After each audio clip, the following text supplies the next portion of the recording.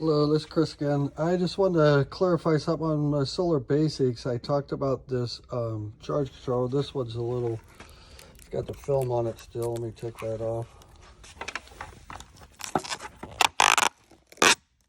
Turn that off, that looks a lot better. This number here indicates the plus, and the way it's pulsing in the background shows that we're charging. And if it's a negative there, that's going to show a load. So this time right now it says 4 minutes. That's 4 minutes till it's completely charged. As you can see, it's 99 amp hours at 100%. But we're still putting in 34 watts, which means it's still charging some. So everything's working good there. Now, I also wanted to be able to show you that you can, how to calibrate it. So if you have 4 of the batteries and you want to go ahead and switch those, if you hold this button down and then you can select, there you see the zeros flashing and then the 1. If you have 4 batteries, you actually have 400 amp hours, which is in the Revolve. So then you can just go ahead and hit select and exit out of there.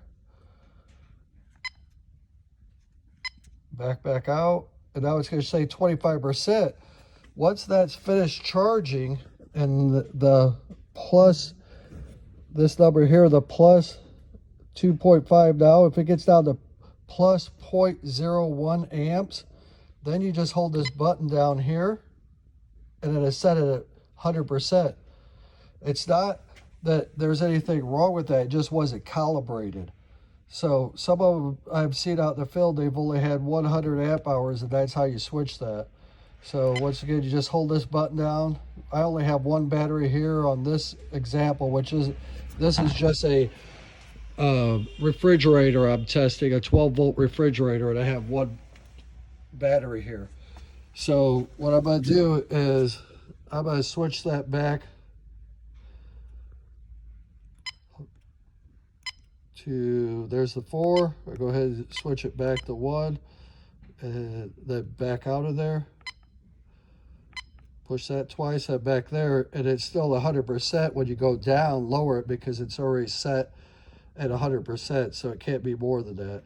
So now I'll have to come back and recalibrate it to be true when this number gets down to 0.01 amps. I'll go ahead and hold this down for 2 seconds and reset it to 100%. Because all this device is doing the math. It's metering everything going in and everything coming out of the battery.